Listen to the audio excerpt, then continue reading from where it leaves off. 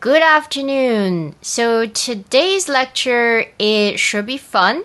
And I am going to show you some of the insiders joke amongst musicians and composers and music makers.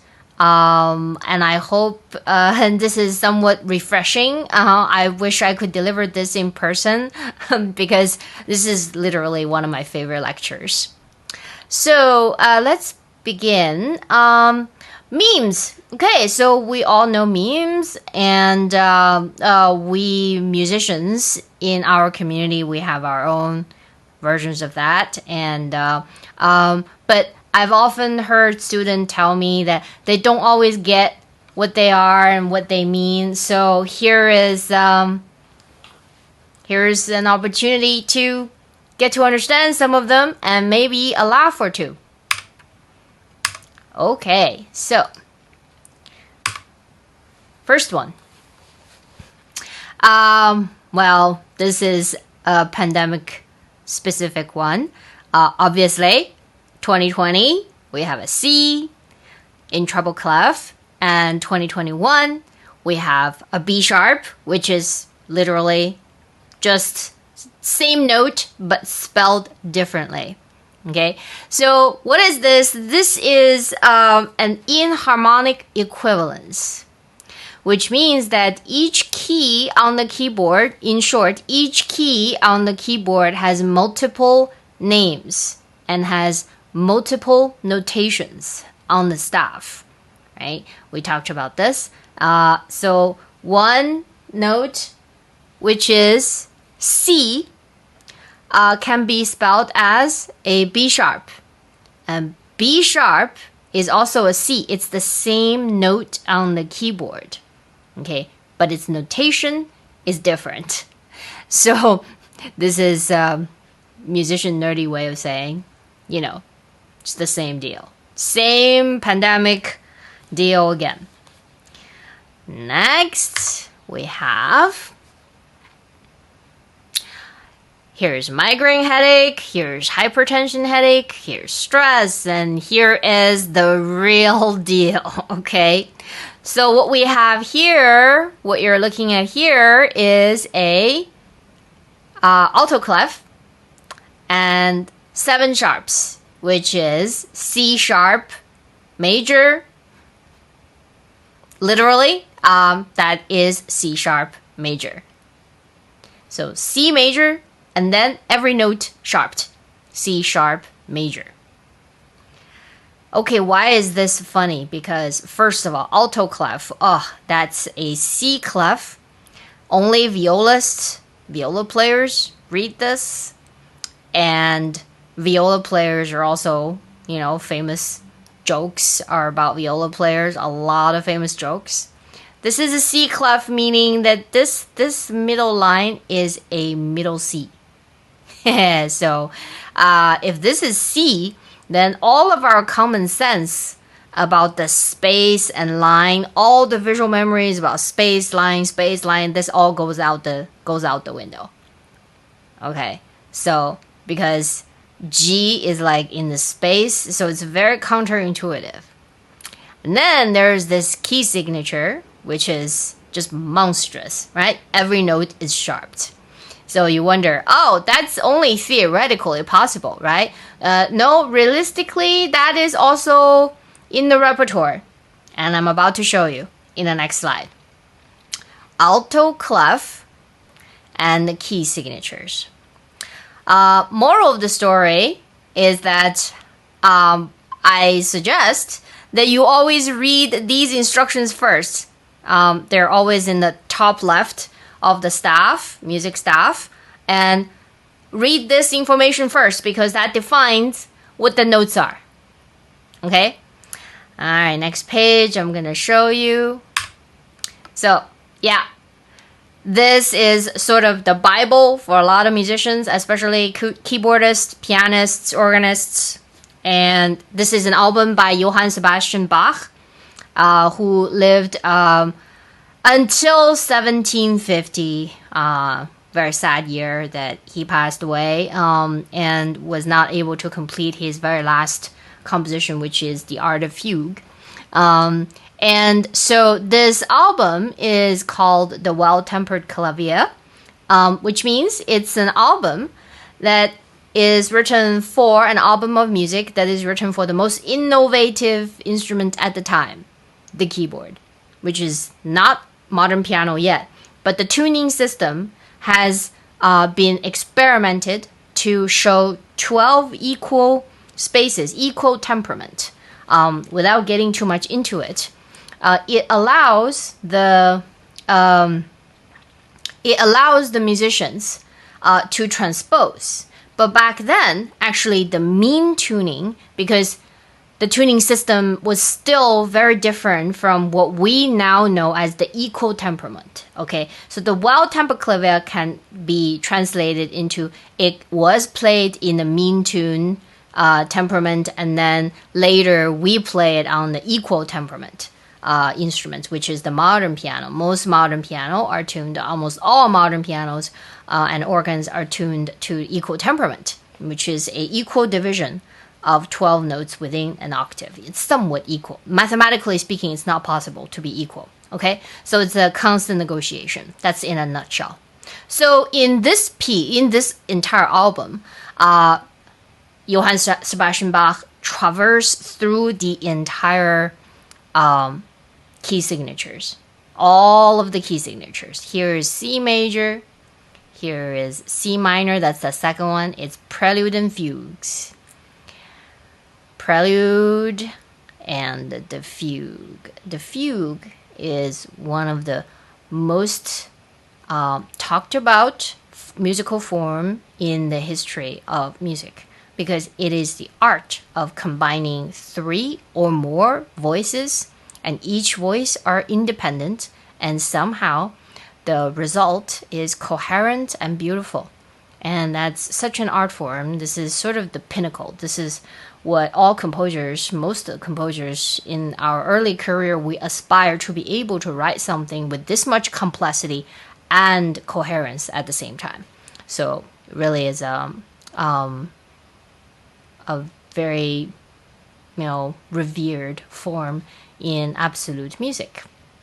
Okay, so we have prelude and fugue. And look at number 3. There it is. 7 sharps. Oh, yeah. So that is C sharp major. C sharp major. Prelude and fugue. You go from C, C major, C minor. C sharp major, and then C sharp minor. C sharp minor is 4 sharps. Okay, because it's relative major and minor.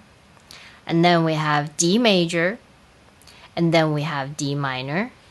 Number 7 is E flat major. Number 8 is E flat minor. It goes like this. And it goes through the entire, all 12 notes. The last one, right here, so is B minor, right? And then go back to C major. Okay, so you might be wondering, so what does that sound like? What does a C sharp, 7 sharps, it's the most sharp there is. What does that sound like? Well, here it is. And I'll just play a little bit, and then you can hear it, what it sounds like. So, it sounds like this.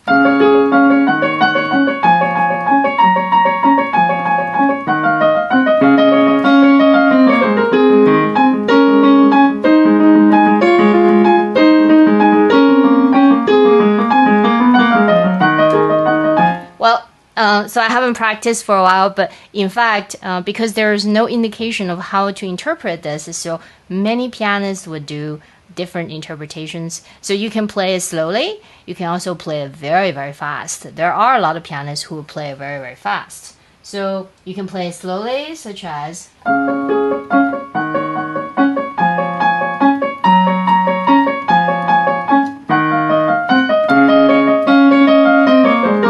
Or you can play it very, very fast.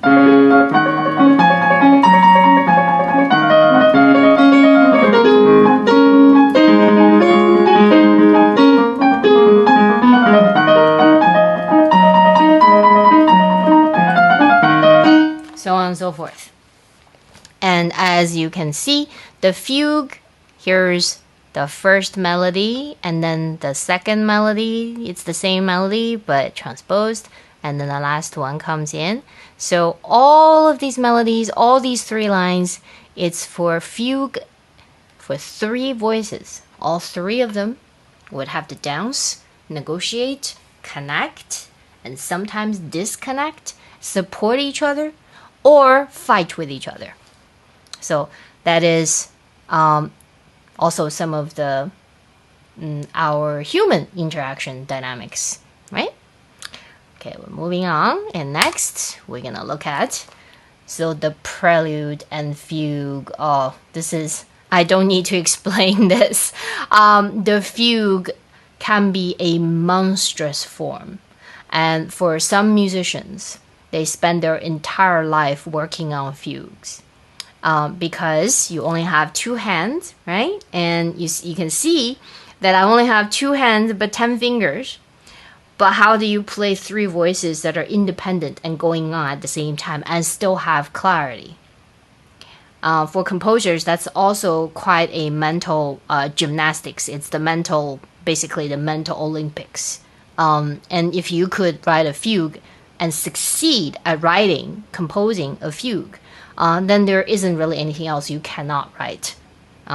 So that's why most of us spend a lot of time thinking about layers, complexity, but also clarity in the complexity. Okay. The prelude, well, yeah, I mean, on any given day, I prefer to practice the prelude. Because the instant gratification is slightly easier than working on a fugue, which will take for me, it takes many weeks to play it well. Moving on. Okay, so eye test for musicians. I'm not going to say anything for a little bit. See if any of you can translate the letters into notes, because everybody knows this piece. Okay, A, G, A, G, F, E, D. C sharp, D. So,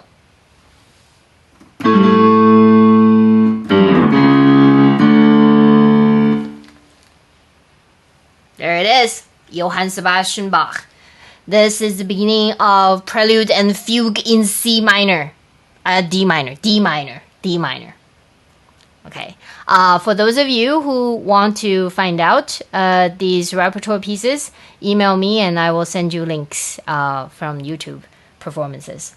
So yes, musicians, we have extra eyes because of our ears. Yes, ears are... there's something great about the ears that gives eyes an extra dimension. Okay. And not vice versa, right? So these letters for musicians turns into notes and turns into a whole nother dimension of aesthetics. And here we go. Yeah. So, this is one of my favorites. Because, yeah, I mean, we can all have ambitions. I'm sure most of you have ambitions. One day I wanna be good at this. I wanna be good at that. I wanna make a lot of money. I want to be a partner at a law firm. I wanna cure cancer. I wanna da da da da da. So what do you got? What do you got to back it up? So musicians, for us, it's pretty obvious, and it's very exposed. Any flaws in our skills are exposed in public and embarrassing. So that's why some of us spend hours and hours a day behind a practice room door to perfect our skills. And this is very, very difficult work, day in, day out. Okay, so musicians carry the ultimate metaphor for life. Okay, anything without a deadline to accomplish it and put it out in the world is a nice wish. Okay, some of you go out into the world. Okay, you can want a lot of things, set a lot of goals. What do? How much are you actually going to complete and see it through and put it out in the world? That's the real question there. Musicians, we have to. We have no choice. You learn a piece, you're going to perform it. Okay. Next slide. This one's I get a lot. You know, oh yeah, classical music. It's so relaxing and so boring too, right? Well, not so fast. Not so fast. If you're lucky, like some of us, that you have the third ear, you develop a third ear, and you learn to listen, to truly listen, then what you will hear in classical music cannot be surpassed by anything you have ever heard. Anything you have ever heard came from classical music. All classical music was once new. Think about it. Yeah. So, terror, fear. One of the first horror movies was a Mozart opera called Don Giovanni. Tenderness, generosity, explosivity, I mistyped here, vulnerability, etc., etc. So pretty much anything and everything that a human experience will allow, classical music have explored, more or less. So this is why it's classics. They're classics, not because we say they are. It's because of the way that they articulate the human condition that is so foundational, that's undeniable as human experience goes. Okay.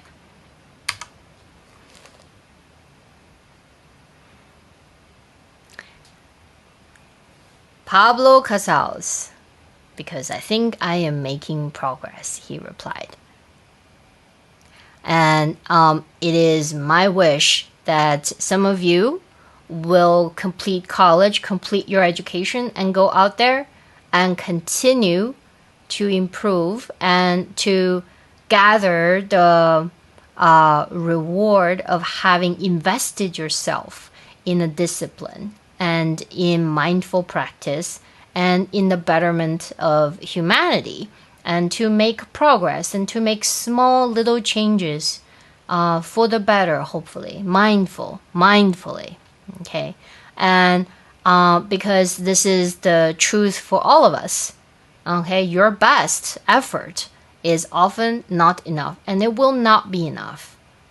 So it's a lifetime of devotion and a practice of humility to keep going, and to work on things that that you care about, right? Hopefully, it is for the betterment of society and of culture and of people you care about, and for the love of life. And at the end of the day, it comes down to Mozart. Okay, so yeah.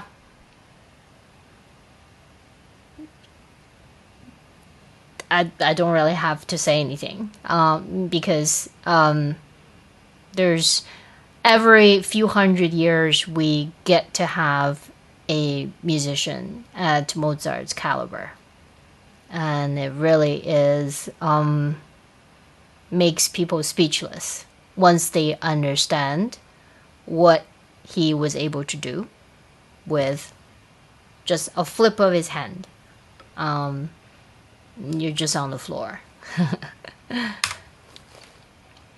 Okay, and this speaks to the devotion. Like I said, the devotion. You only need to practice, or for me, it's composed on the days that you eat. Okay, many of you will grow up and you will have a struggle, which is, I have a job. It's a job that I hate. And then I have this great hobby and this dream that I really want to pursue. Yeah, I don't know how, and I come home from my hateful job and I'm so tired. Okay, so do you think people who are actually on the path of your dream, do you think that they don't put up with the ugliness of the work? I would urge you to reconsider this paradigm, which is such a cliche, and it's so popular too. You hear this all the time, especially younger people. All right, but where do you think these dream makers, where do you think their magic comes from? It comes from the ugly, laborious and disciplined and mindful and difficult practice every day. Okay? For someone like me, if I didn't compose and do my work, show up for my work, for 2 days, I get a headache. It's just unacceptable. So this is what it takes. And for anything that is worth pursuing, that's what it takes. And I hope you all get to experience that commitment, that level of commitment. And then this is one of my favorite slides. It's not necessarily funny, but look at all the things that make you a better musician, right? You practice discipline, you need patience, humility, thoughtfulness, listening, you practice, you have honesty, and you gotta be able to love and be able to endure heartbreaks. You practice scales, you learn your chords and ear training. Now, in a wide circle, this is everything we're teaching you here in Music 1400, which is a foundation course. You learn your scales, you learn your chords, you learn ear training, you learn your arpeggios, you practice your arpeggios, you learn your lyrics, which means you master, for opera singers, that means you master 5 languages, to say the least. And then you memorize your tunes. Some musicians, they have the encyclopedia of tunes in their head and craft, yes, and then you what is the art of your discipline, right? And then you better yourself every day, okay? And the things that make you a better person, I would also add that to truly listen, to be able to listen beyond the words, to be able to listen beyond the notes, and to really hear the music. So music holds the key to life, and I urge you to make music every day, for the rest of your life. Thank you.